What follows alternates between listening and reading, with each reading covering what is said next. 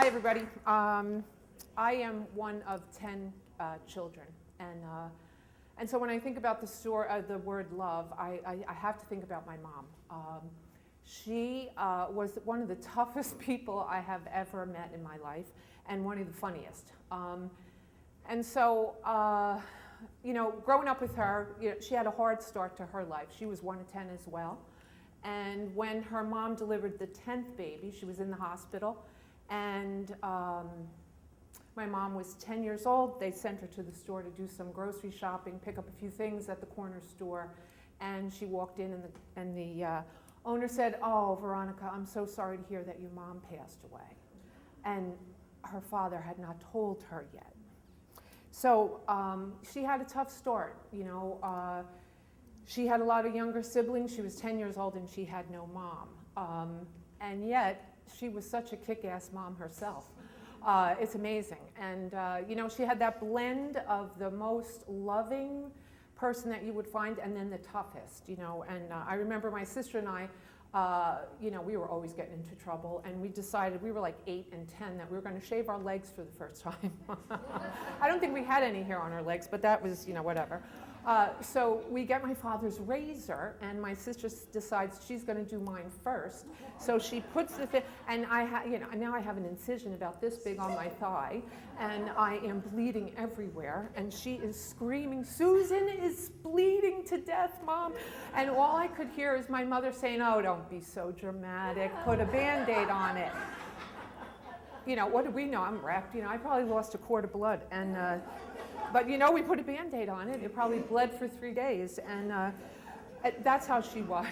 She had a way of. She had one of her favorite sayings was, "Oh, don't be so silly. You're going to be fine." And as years went on, I went to college. I became a nurse and got married, and I was trying to have a baby. And believe it or not, my mom could not have children for 4 years. Go figure. And then she had 10. She'd say, "Susan, guess what?" And I think, "Oh, let me see, Mom. You're having another baby." Irish Catholic. So anyway, she was such an awesome mentor for me. And so now I finally do get pregnant, and I'm about 6 weeks pregnant, and I think I'm losing the baby, and I'm getting rushed to the hospital. And I call my mom, and what does she say? She says, "Don't be silly. You're going to be fine. That baby's fine." And 7 months later, my son was born. And damn, if she couldn't bring you in the moment, and you believed any bullshit she told you. You know what I mean? Like, she was just really good at it. And of course, she told me after my son was born that she was sure that I had lost the baby. So I think, go figure. God, she was a goddamn good actress. And anyway, and then, so then when my grandson was born, and he was 9 months old, he has a very rare brain disorder. And so I had just gotten the MRI results, and being a nurse, it was not good. And I called my mother. I was hysterical. And guess what she said? She said, "Don't be silly. That child is extraordinary, and he is fine. And Owen is 11 and a half, and he is extraordinary. And damn, if she wasn't 2 for 2. My son and his son, And so as years went on, she really had a lot to deal with. She had breast cancer twice and ovarian cancer once.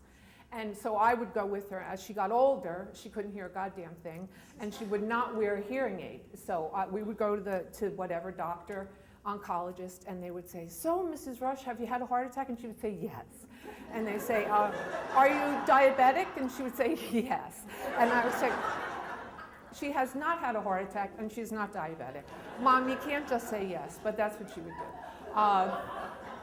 So when she told me she had a lump for the 3rd time in the same place she had had breast cancer, my sister and I took her, and she had in and out surgery.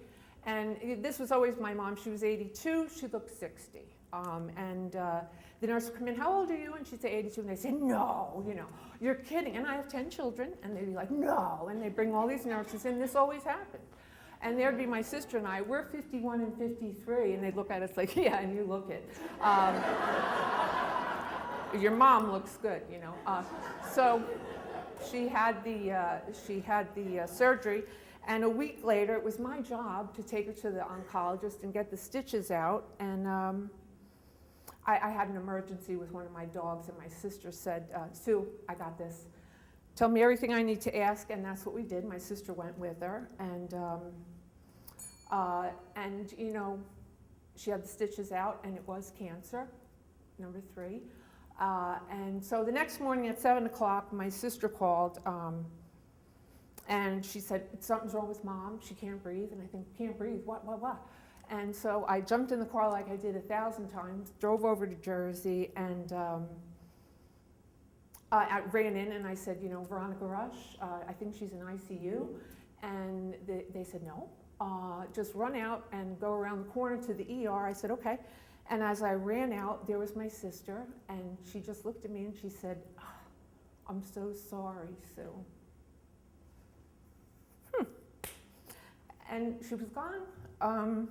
So the woman who looked 60 was 82, and we thought would live to 100 was gone. And so when I heard this theme for tonight, Love Hurts, I thought instantly of her. And I said, "Mom, what do you think?" "What do you think?" she said. She said, "Oh, don't be silly. Of course you have to get up there and tell them how much you loved me."